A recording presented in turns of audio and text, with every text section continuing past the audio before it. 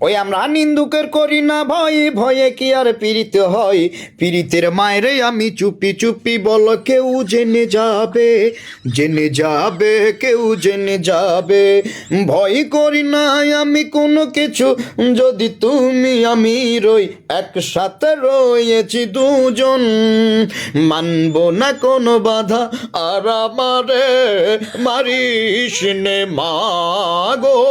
ভাবো না কেন আমরা তোমার শান্তি প্রিয় শান্ত ছেলে হারামা জাহানারা ইমামের ৭১-এর দিন বাড়ি যায় চোরে পাখির ডানায়।